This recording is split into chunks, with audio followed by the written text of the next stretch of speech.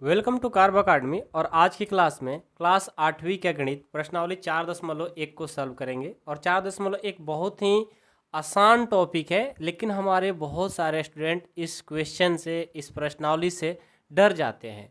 तो देखो, मैं आप लोगों के लिए बहुत ही अच्छे तरीक़ा से आज की इस क्लास में समझाने वाला हूं। बस आप ध्यान से देखिएगा, सारे क्वेश्चन आपको समझ में आएगा। ऐसा एक भी क्वेश्चन नहीं होगा जो आपको समझ में नहीं आने वाला है, ठीक है। हाँ, डरना नहीं है। इस क्लास को मतलब प्रश्नावली 4.1 को पूरा बनाने में मेरे को 1 घंटा से अधिक टाइम लग जाता। तो मैंने क्या किया ना कि क्वेश्चन भी लिख लिया और साथ में इसको सॉल्व भी कर लिया, ताकि 1 घंटा से ज़्यादा टाइम ना बर्बाद करके हम लोग 20 से 25 मिनट में इस प्रश्नावली को ख़त्म कर दें। वो कैसे ख़त्म हुआ, क्योंकि मैंने पहले से ही जो सारा चीज़ लिखने वाला था वो सब लिख करके बना करके ला दिया हूँ। बस आपको समझा दूंगा तो कम समय में आप लोग को समझ में आ जाएगा, ठीक है। नहीं तो ये सब बातें लिखने में बहुत ज़्यादा टाइम बर्बाद हो जाता है, इसलिए मैंने लिख करके पूरा लाया है, ठीक है। ध्यान से देखिएगा, समझ में हर एक क्वेश्चन आने वाला है। पहले क्वेश्चन को रीड करिए। पहला प्रश्न है, किसी शहर के युवा व्यक्तियों के एक समूह का यह जानने के लिए एक सर्वे किया गया है कि वे किस प्रकार का संगीत पसंद करते हैं, ठीक है। कोई शहर है, उस शहर के समूह में से एक सर्वे किया गया है कि कौन से लोग कौन से संगीत पसंद करते हैं। इनसे प्राप्त आंकड़ों का संग्रह पाई चार्ट पर दर्शाया गया है। इस पाई चार्ट से निम्नलिखित प्रश्नों का उत्तर दीजिए। निम्नलिखित का मतलब है नीचे प्रश्न दिए गए हैं और उन सारे को क्या करना है, आपको उत्तर देना है। यहाँ पर एक पाई चार्ट भी बनाया गया है। पाई चार्ट कैसे बनाया गया है भाई, ये जो बड़ा वाला घेरा दिख रहा है ना, बॉक्स, ये देखो पूरा पाई चार्ट है। इसमें मनोरंजक 40%, उप शास्त्रीय 20%, शास्त्रीय 10%, लोक 30%।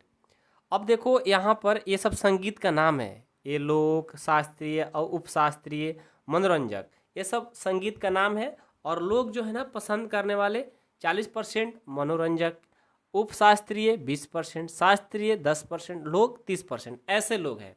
तो आपसे पहला प्रश्न ये पूछा गया है, देखो कि यदि 20 व्यक्ति शास्त्रीय संगीत पसंद करते हैं तो कुल कितने युवा व्यक्ति सर्वे किया गया था। देखो, आपसे ये पूछा गया है कि बताइए कि यदि 20 व्यक्ति, क्या बोला है, यदि 20 व्यक्ति शास्त्रीय संगीत पसंद करते हैं तो कुल कितने युवा व्यक्ति का सर्वे किया गया था। ये हमसे क्वेश्चन पूछा गया है। क्वेश्चन बहुत ही आसान है, बस आपको ध्यान से देखना है, ठीक है। तो हम क्या करेंगे, हमें पता नहीं है कि इसमें कितने व्यक्ति थे, क्योंकि 30%, 40%, 20%, 10% ऐसे दिया गया है। ऐसा नहीं कहा गया है कि इसमें इतने व्यक्ति हैं, ठीक है। हाँ, शास्त्रीय का बात किया है तो शास्त्रीय 10% है। अब ये नहीं कहा गया है कि इसमें टोटल कितने व्यक्ति हैं। तो हमें क्या करना होगा भाई, उसको पता करना होगा कितने व्यक्ति हैं। तो हम जब नहीं जानते हैं कोई चीज़ तो उसको मान लेते हैं, ठीक है। तो यहाँ पर मैंने क्या किया, माना कुल व्यक्तियों की संख्या x, मतलब इस पूरे पाई चार्ट में कुल शहर में, उस शहर में कुल कितने व्यक्ति थे x। मेरे को पता नहीं है ना, परसेंट में पता है कि 40%, 20%, 10%, 30%, लेकिन कितने लोग हैं, 1000 है, 2000 है, 10,000 है, ये नहीं पता है। तो मैंने क्या कर लिया, माना कुल व्यक्तियों की संख्या x। अब देखो x और शास्त्रीय वाला है कितना, 10%, तो हम x का 10% मान लेंगे। और x का 10% कितना व्यक्ति दिया क्वेश्चन में, 20 व्यक्ति। किसका, शास्त्रीय का। हमें पता है कि टोटल व्यक्ति कितना हो गया भाई, मान लिए है x। तो x का कितने व्यक्ति शास्त्रीय है, 10%, तो x का 10%। और इसका टोटल व्यक्ति आपको क्वेश्चन में दिया हुआ है कितना, 20, तो मैंने रखा 20। अब देखो x का मतलब गुना होता है, ये 10 है, 10/100 हो जाएगा, क्योंकि 10% को तोड़ेंगे तो 10/100 हो जाएगा। यहाँ तक बातें समझ में आ रही है, कोई दिक्कत नहीं है। अब बराबर में 20। अब देखो ये जो 100 है, पहले 10 और x ले गुना करेंगे, 10x हो जाएगा। ये 100 क्या कर रहा है, यहाँ पर भाग दे रहा है, बराबर में जाएगा तो क्या कर देगा, गुना। तो देखो यहाँ पर ये 100 से अब 20 ले गुना करेंगे, 200 नहीं होगा बल्कि 2000 होगा, गलती से लिखा गया 200, 2000 हो गया। अब देखो यहाँ पर 2000 है, ठीक है। अब देखो 2000, अब x में 10 गुना कर रहा है, बराबर में जाएगा तो भाग कर देगा, तो 1 0 से 1 0 क्या हो गया, कट गया, तो यहाँ पर 200 बच जाएगा। गलती से मैंने 20 लिख लिया था, ठीक है। तो x बराबर कितना गया, 200। यानी हमारा शास्त्रीय व्यक्ति जो पसंद करने वाले हैं कितने हैं, 200। कितने हैं, 200। तो लिखेंगे अतः कुल 200 व्यक्तियों का सर्वे किया गया है। कितने व्यक्ति का, 200। अच्छा, ये सिर्फ शास्त्रीय वाला नहीं है, टोटल व्यक्ति का निकाले थे ना, माना कुल व्यक्तियों की संख्या x, यहाँ पर मतलब टोटल व्यक्ति कितने थे 200 थे, वो हम निकाले हैं क्योंकि x का मान आया है और x हम किसको माने हैं कुल व्यक्तियों की संख्या। तो इस पाई चार्ट में टोटल कितने व्यक्ति थे 200। समझ में आ गया? आया समझ में? बहुत ही आसान है, ध्यान से पढ़ोगे तो। इसका दूसरा प्रश्न देखिए क्या है, किस प्रकार का संगीत सबसे अधिक व्यक्तियों द्वारा पसंद किया जाता है। देखो तो सबसे अधिक कौन सा है भाई, ये 40% है, ये 30%, ये 10%, ये 20%। तो 40% वाले ज़्यादा हो गए ना, तो लिखेंगे मनोरंजक संगीत सबसे अधिक व्यक्तियों द्वारा पसंद किया जाता है।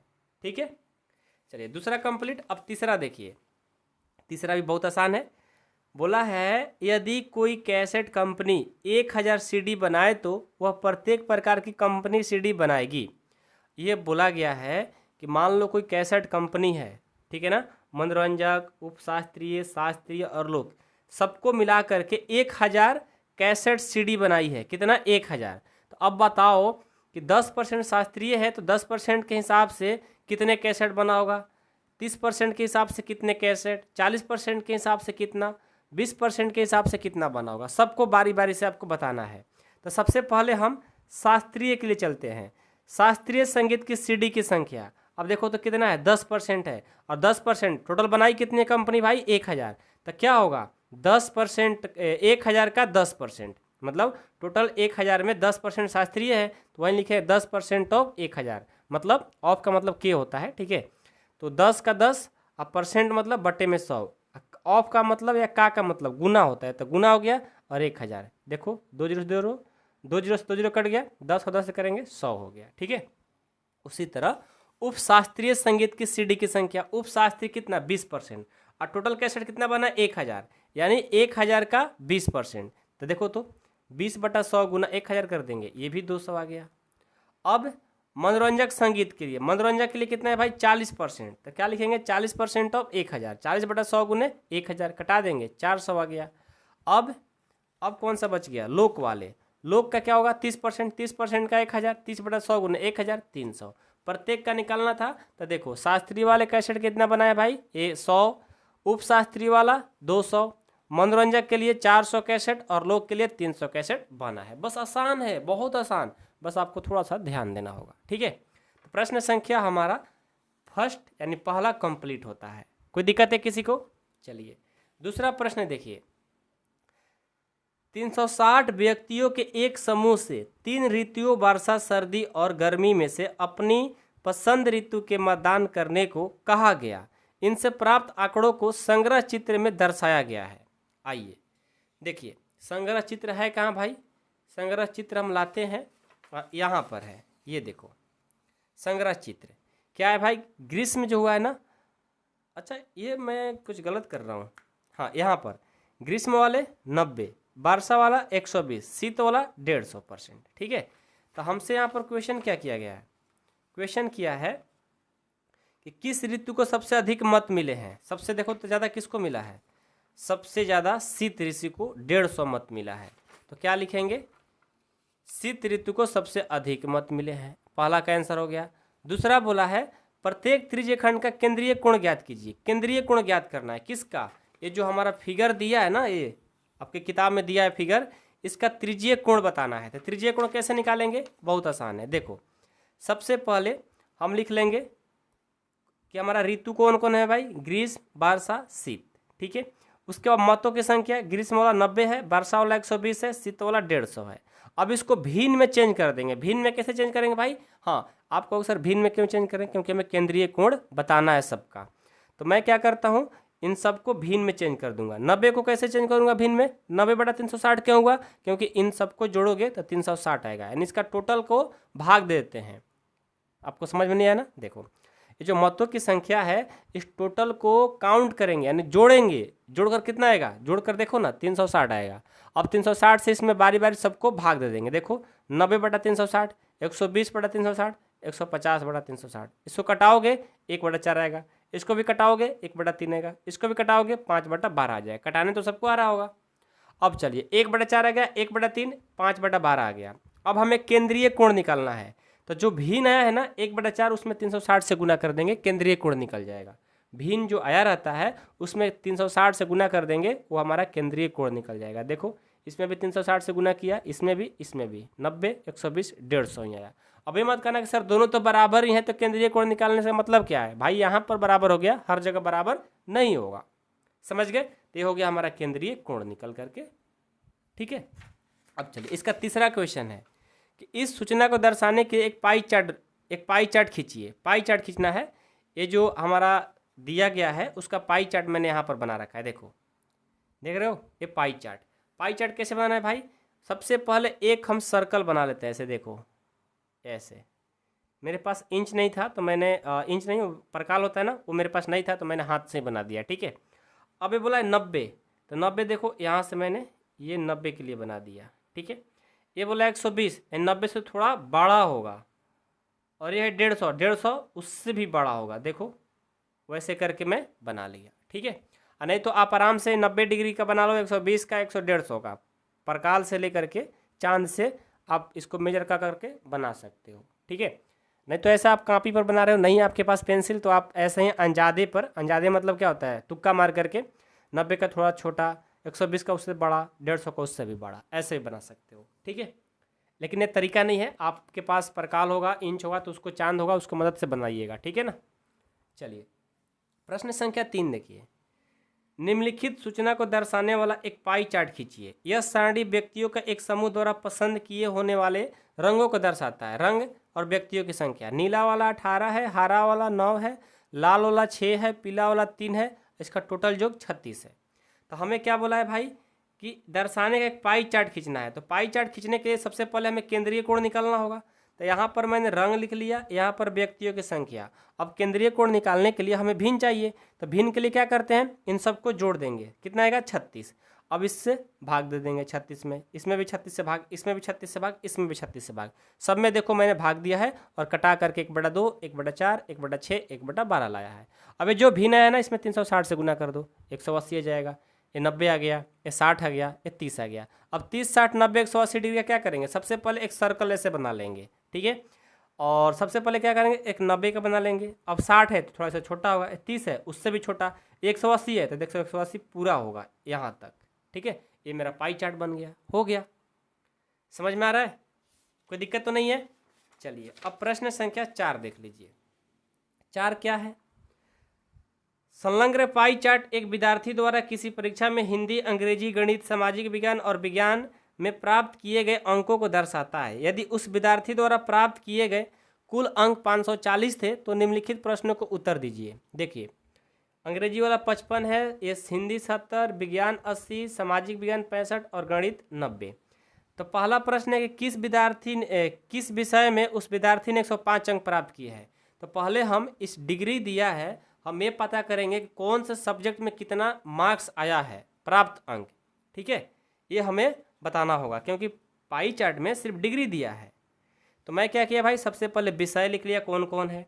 केंद्रीय कोण हमारा दिया हुआ है, यहाँ पर मैंने केंद्रीय कोण निकाल लिया। अब केंद्रीय कोण की मदद से क्या कर सकते हैं, हम आराम से अपना भिन्न निकाल लेंगे, जितना है ना उसमें 360 से भाग दे देंगे, इसको जोड़ोगे 360 आएगा, उस सब में भाग दे देंगे, भिन्न निकल गया।